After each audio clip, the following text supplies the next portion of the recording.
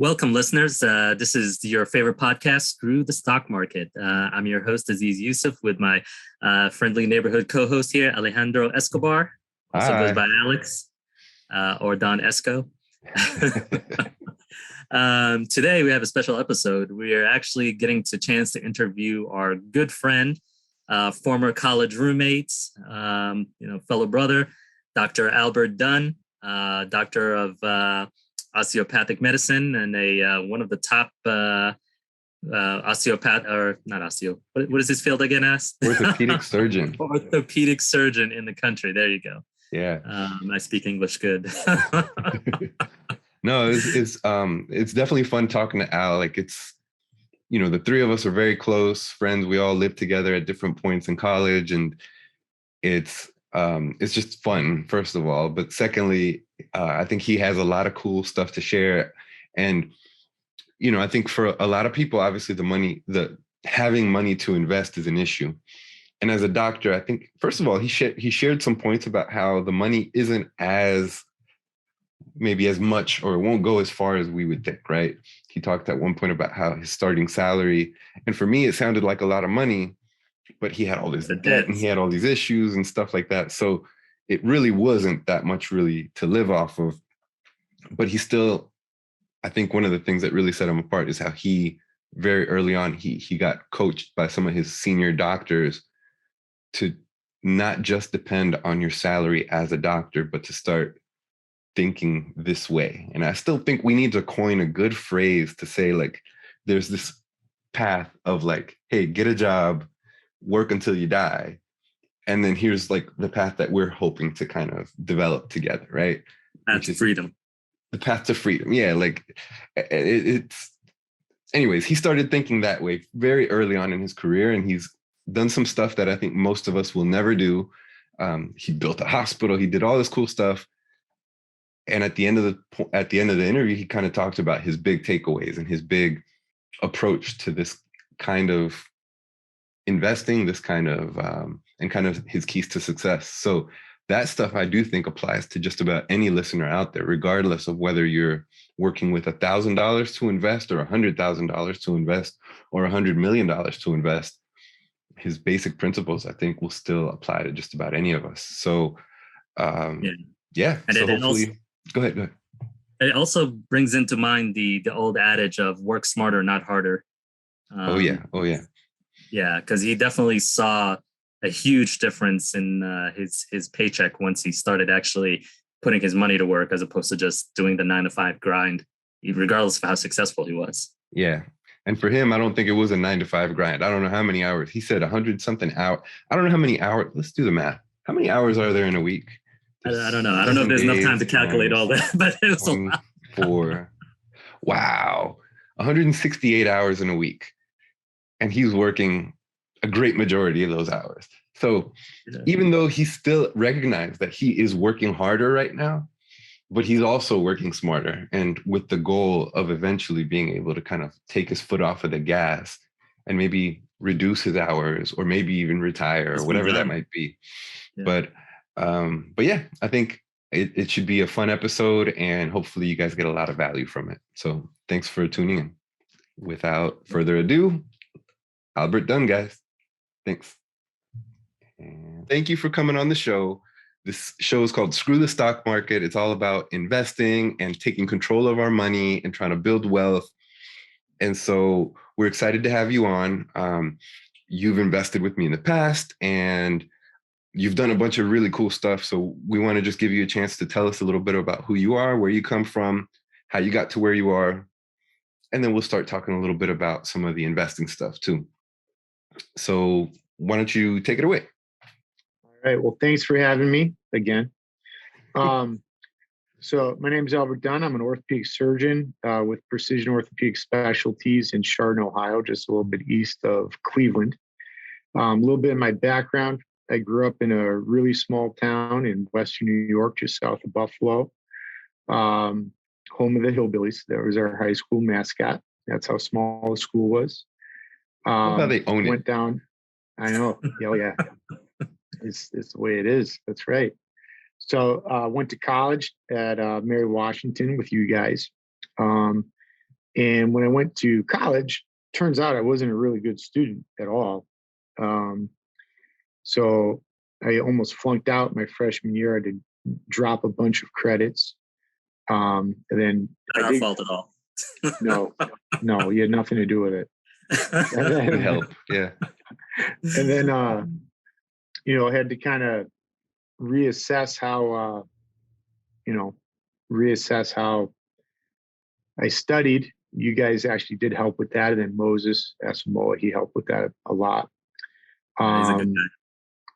I started dating my current wife while we were still freshmen, towards the end of our freshman year. Halfway through sophomore year, transferred to Gannon in Erie, Pennsylvania. And that's where I really learned how to study. There was a program there for people with dyslexia and other learning disabilities. So I'm dyslexic.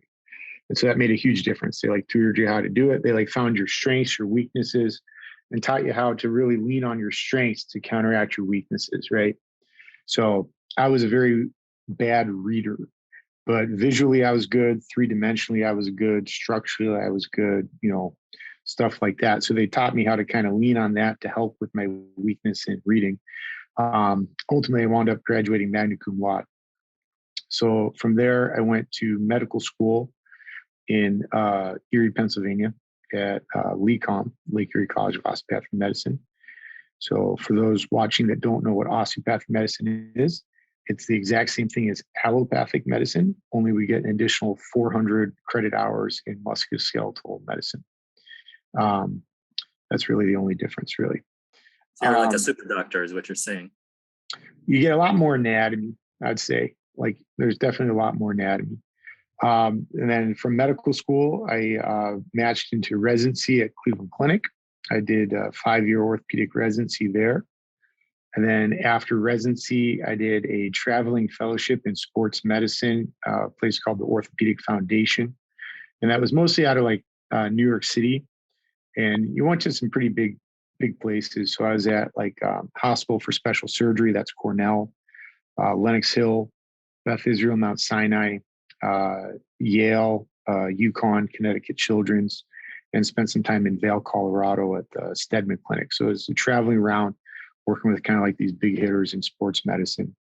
And then after fellowship, I took my current job where I am now, and this is where I've been ever since. So that's kind of my background as far as how I got to where I am. And then, a lot of other stuff along the way, but that's really the background. And, good, all good. That's helpful. Go ahead. Let me just add, because he was giving a brief overview of what he did. This man is one of the top surgeons in the country in orthopedic surgery. So let's not gloss over that. Yeah, we gave you a quick a short timeline to go into it, but at least when we talk, it sounds really impressive. And I'll say, for example, when my mom was having her knee replaced, right?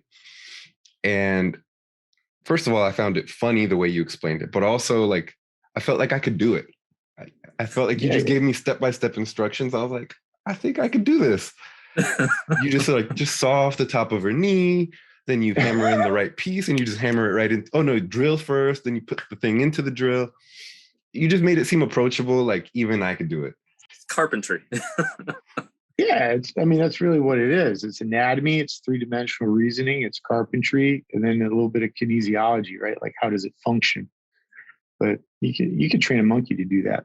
You really could, as long as you know the anatomy, you don't hit something dangerous while you're doing it. Okay. Yeah. Well, thank you for that, by the way. That made me feel a lot better about what my mom was about to go through. So, okay, let's talk about the investment side. So as a doctor, right, everyone just is probably, you probably get hit up. You probably get phone calls. You probably get, I don't know, do you get LinkedIn stuff? Are you even on LinkedIn? Yeah, I signed up for LinkedIn because I was told that I should I think it was in fellowship. And then it was like the worst decision in my life. Like people just hit you up all the time. So I haven't logged on to LinkedIn. I've been in practice for about 7.5 years. September will be my 8-year anniversary in practice. I don't think I've been on LinkedIn in about 7 years and 5 months. It was like 1 month on that thing and I was done with it. I couldn't do it anymore. Yeah, Just way too much. Yeah. Just way too much. But yeah, so obviously when you're going to like medical school, there's a lot of ways to make money, right? In medical school, like I don't think anyone really goes to medical school thinking I want to be a doctor to make bank. Because I think most people realize nowadays anyway, that you don't make bank as a doctor. You go into debt, you go into a lot of debt to become a doctor, right? And you're not making any income while you're going into that debt. And those medical school loans that you have, you can't write them off, right? They don't let you write those loans off, right? You can go like into bankruptcy or something like that. It's like, yeah, doesn't matter. Yeah. Doesn't matter. Like you cannot do it. So my intern year, my first year of residency, we were allowed to do deferment, right? So you're not earning interest on your interest, right? But after that, you can't do it. So you go into forbearance, right? So now I'm earning interest on my principal and I'm earning interest on my interest, right? So it really grows like quite a bit. And at the same time, if you like crunch the numbers for the number of hours you work per week in residency and the salary that you get, we did this one time when I was a resident. I mean, you're making around $2.50 an hour. Like it's really not much, right? So, I mean, it's still like, 45 grand a year, which isn't bad from where I came from. That's not bad at all. But it's this not is like residency though. Residency. Yeah. Residency. Yeah. Right. But it's not like, you can pay off any of those loans. Like you just can't, right? So it's just growing and growing and growing and growing, right? So then you're looking for a job and there's different things to look for, right? So my group is private practice. So you can look at private practice, you can look at hospital employment, you can look at academic hospital employment, kind of however you want to do it. And like the out of the gate money is probably higher with hospital employment or, academically employed hospital employment, right? Because hospitals get reimbursed at a much higher rate than private practices do. Even though I always thought that private practice made more than hospitals. Negative.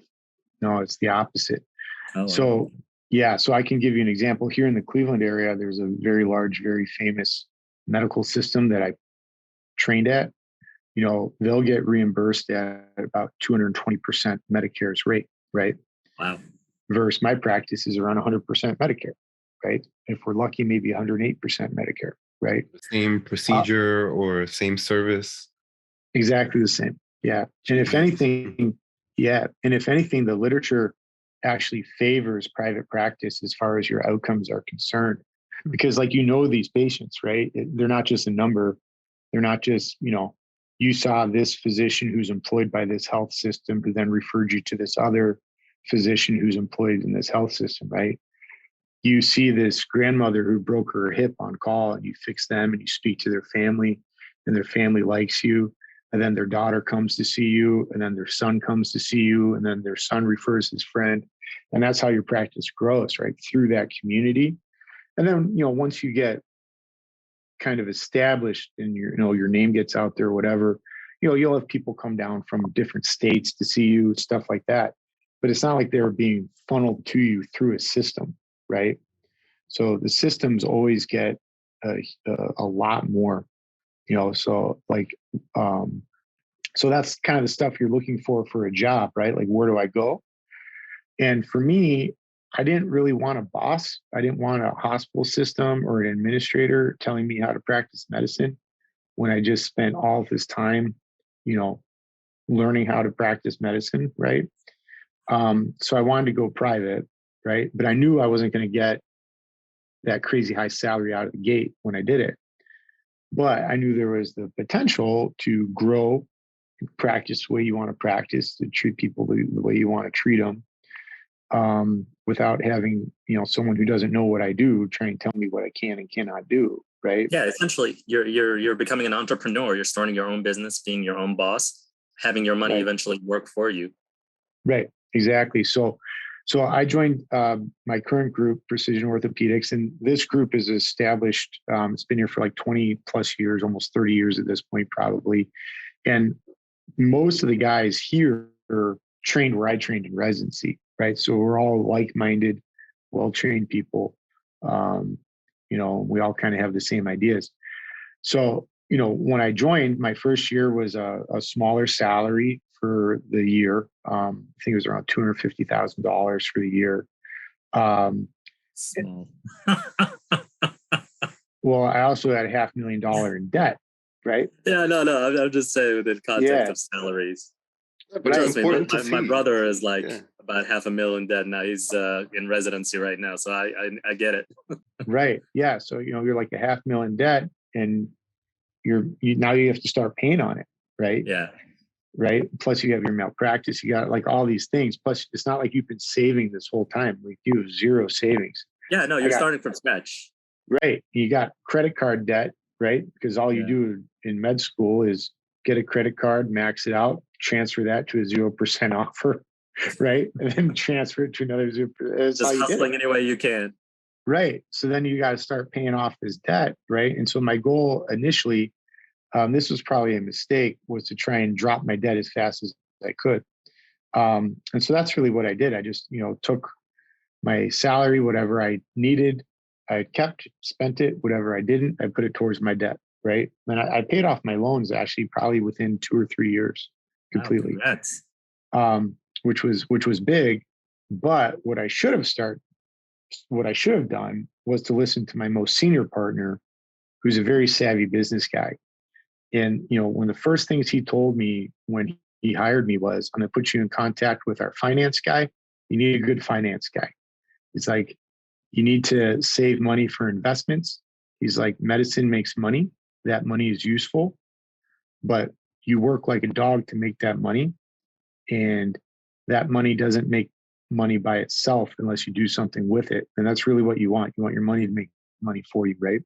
So it probably took me a good 4 years to actually meet with this finance guy, because I was just building my practice. I was just focused on your loans and all that stuff too. Okay. Right. Yeah. So then I met with our finance guy. I got the Roth IRAs and those type of long-term investments, retirement investments type stuff. And then other things kind of pop up along the way. So my most senior partner, he's a very, very busy orthopedic surgeon, right? A very high volume surgeon. He gets very good outcomes. And he was approached by a developer who wanted to build kind of a boutique hospital in the Cleveland area, right? A hospital that, has like gourmet food, a hospital that has, a concierge, like it's like a bougie hospital. A bougie hospital, yeah. And that's not like any hospital I've ever been to, right? But it's a model that's popped up they had one already established in Oklahoma, right? And so they didn't want us, they wanted him. He's a good dude, and he's like, you take all of us or I don't join, right? But they wanted him bad, so they pulled all of us in. So, I'm about 2 years in practice when this starts. I remember when we talked about it. Yeah. So then, you have to invest, right? So then some of my money that I was putting towards my loans, I was taking a chunk of that and then putting it towards this. And it's a bit of a gamble, right? But you're kind of also betting on yourself, because you're going to be the physician in that hospital. You're going to provide the service in that hospital.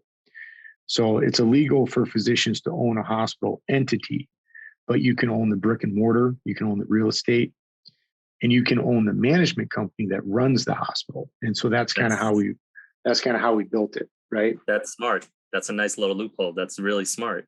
Right. Wait. Hold on. So I could own a hospital, but you can't? Correct. Conflict of interest. Yeah, right. But he knows So- what But he's it doing. still doesn't make sense because you own the management company. He's a doctor. Like for lawyers, isn't it the opposite? Like I'm not allowed to own a law firm because I'm not a lawyer, but only lawyers can, right? Aziz? No, you could own a law firm. You just can't okay. practice law. Yeah, okay. All right. Well, let's buy a law Yeah. firm. Okay. Yeah. But physician-owned hospitals are like a no-no now, right? Okay. Which is, well, I mean, no offense, Aziz, but here's the thing, right? Who writes the laws? Lawyers, right? Hey, politicians. Get it right. Or lawyers, Almost always lawyers. right?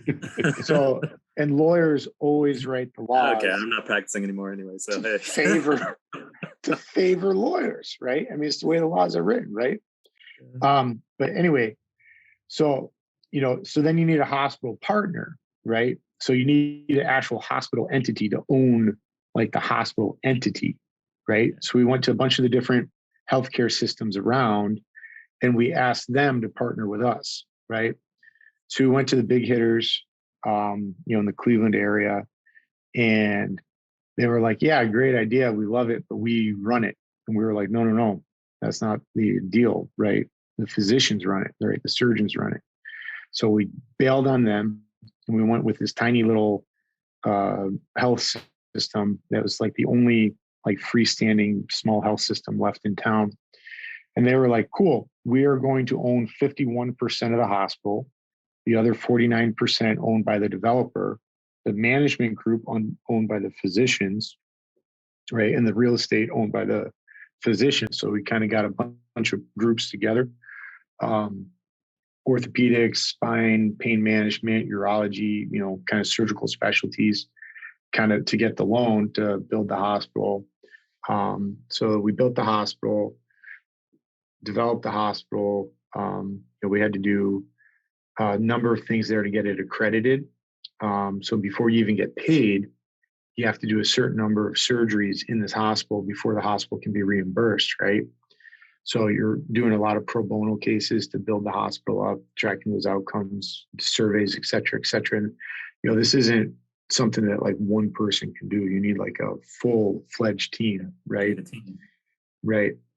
So ultimately that happened.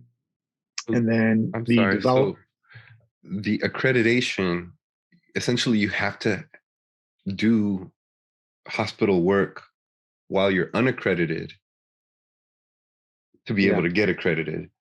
Correct. So that means you're allowed to do stuff while you're not accredited. Correct. Are you allowed to, you said pro bono, were you allowed to charge for anything or all that stuff had to be done? So if they're like a self-pay patient, like Amish don't have insurance, for example, so like an Amish patient who's going to pay self-pay anyway, right? You could charge them. But if someone has insurance and their insurance covers the service that you're going to offer, you can't charge cash for that service, right? So that's just pro bono. You're just doing it for free, right? You're just kind of doing it to hit that number of cases that they need in order to hit accreditation. Yeah. So, and it's also what's weird about insurance is also designed by lawyers. No offense, Aziz. But hey, I told you, I'm retired. yeah, right. So if an insurance covers a service, but they don't even reimburse at the cost of that service. So like, just like the cost of like the tools or whatever you're using, like the equipment. So for example, let's say a piece of equipment costs $1,000 and I just need this one piece of equipment to do whatever I need to do, right? Insurance says, well, we cover that service, but we're only going to pay you $100, right? So that means that you lost $900, right?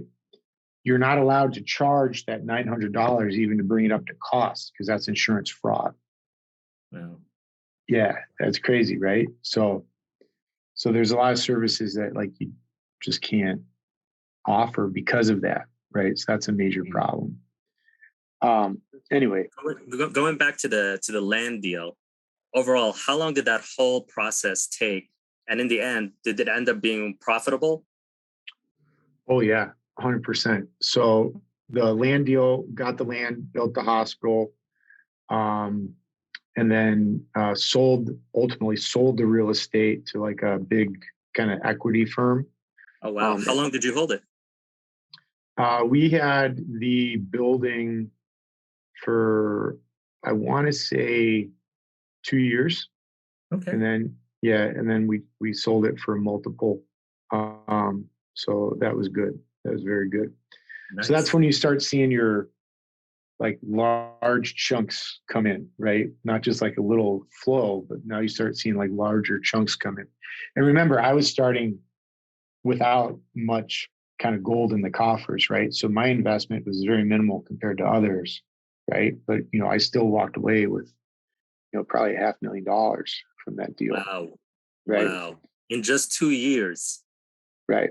You would never have seen those kinds of returns if you were just using regular stock investing. I mean, you could if you were very, very lucky. But no. So that was that. And then we still have the management company, right? So we get our management service fees and stuff like that. So we continue to earn off of that. And then like so that was really my first experience with, kind of like real estate, stuff like that. Then the second one came from, we have several locations.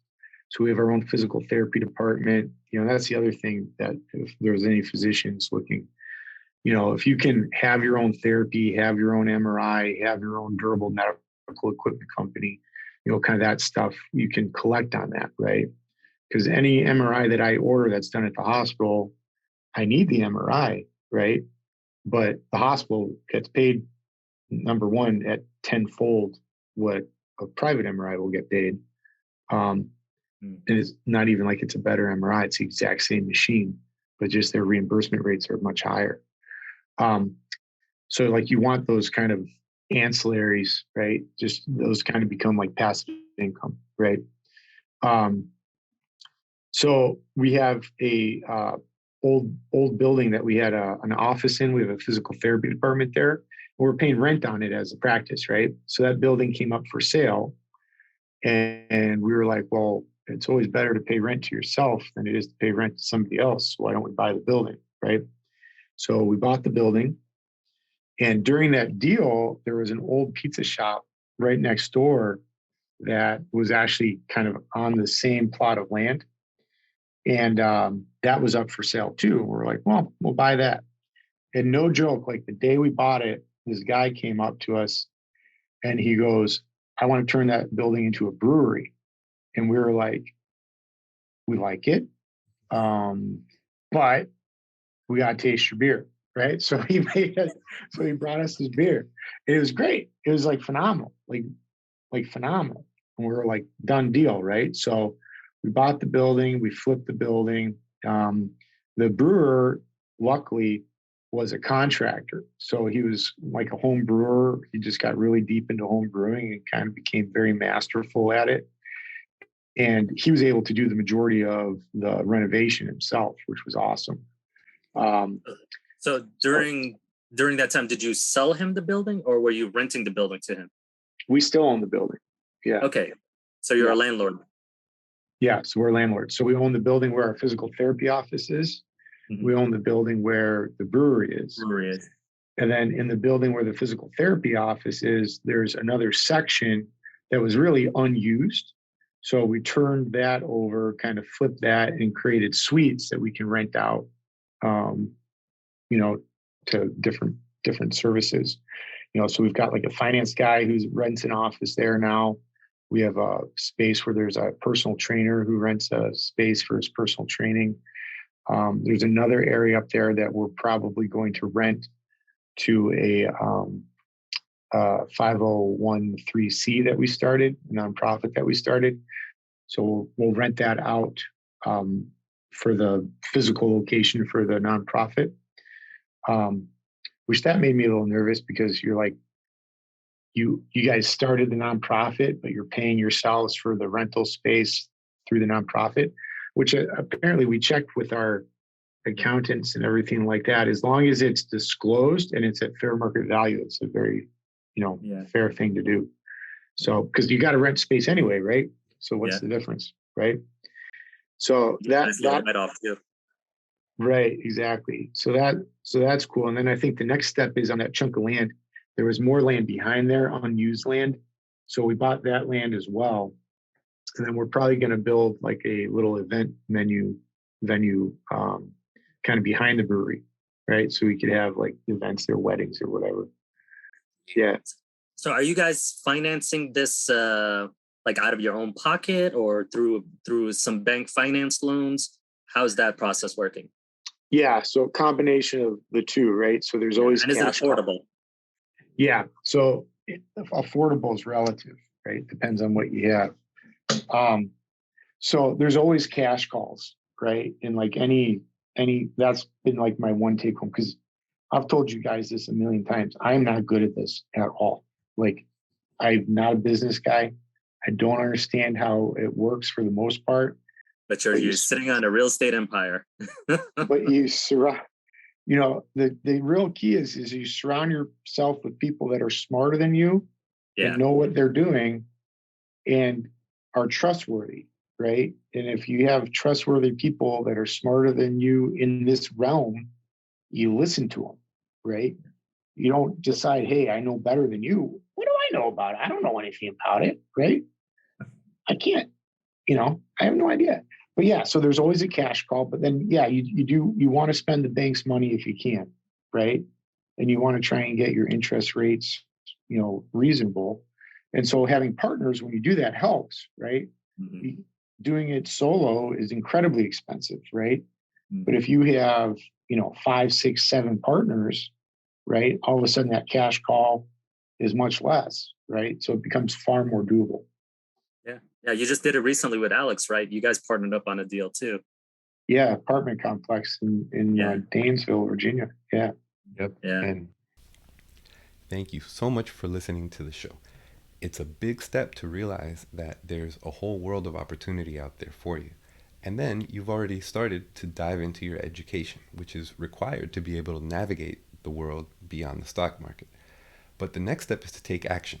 So if you want a chance to invest with me and my team, sign up for our investor club at legadoinvest.com/invest. We'll schedule a call with you, get to know you, your background, and your investment objectives. And if there's a good fit, we'll start to present you with live opportunities to invest in multifamily apartment deals. So again, legadoinvest.com/invest. Thanks again. And that one, definitely the goal is not to have any cash calls, right? The money was up front, and, the goal is definitely, hey, it should pay for itself, and all of those renovations should be taken care of. But yeah, I think your point about community is really key, because that's one of the things I really want to eventually be an outcome for this show, right? Is that eventually we can be almost like accountability partners and kind of peers with kind of our own investment goals, right? Whether it's building hospitals or just flipping houses or whatever it can be, with all these different things that we're learning about. But I really do want it to eventually become a community where we're like us and our listeners and everybody can just kind of support each other in reaching our own goals. Because being around, not everyone can be around other like-minded people. I know, a lot of people just focus on, hey, I got my job to do, I'm going to do it. I got my paycheck, and that's it, right? So it can sometimes be kind of lonely to think a little bit differently. And it seems really like that's not been a problem for you, right? You're surrounded by people who are thinking this way, and and it's key. I think it's really important. And people who made me see to think this way, because I did not think this way, right? I had, Kara and I didn't have kids until I was a year into practice, right? So I'm a year into practice. We have Finn, right?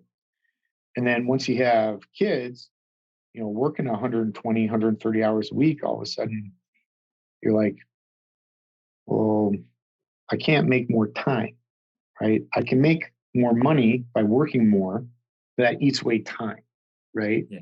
Time is the one thing you cannot make more of. So if you can have your money make more money, right? That gives you time all of a sudden, right? And that's really what all of this should be about, right? Is that you have that time. Because otherwise you grind, right? And listen, I'm not a smart person, right? I'm really not. I think I work, I grind, right? I won't stop till I figure it out. And once I figure it out, I want to make sure that I have it mastered. And that eats up a boatload of time, right? So to like be like that forever isn't sustainable, right? You can't do that forever, right? And it's interesting that you say that, because I see that with a lot of people that I know, particularly in high pressure positions, whether it's law or medicine or anything really, where it's just high pressure jobs. They work a lot. I mean, they make good livings, but they work so much, and it like ends up impacting their personal lives significantly. And at the end of the day, I mean, even though you're earning a lot, it's not sustainable because you can't keep working at that level forever. Right. And plus, yeah. I mean, you want to, take your kids to a wrestling practice or karate practice or, whatever it is, right? You want to be able to, go out to the movies, right? I mean, but like right now, I still work way too much. I need help. So, I don't have a physician assistant. I haven't wanted one because I didn't think that I could train them adequately to, be as thorough as I would want them to be. But you are a perfectionist. Let's when it comes to your field. Yeah. I know you, Al. Yeah. But but I think that, there are people out there, right? So you need to look for the right people. It all really boils down to having the right people, right? You have to have the right people. So I'm in the hunt for that now. Through our nonprofit, we started our fellowship, right? Which will be a combined shoulder, hip, knee, 1 year subspecialty training fellowship year. We just interviewed our first potential class. We had 15 applicants from all over the country.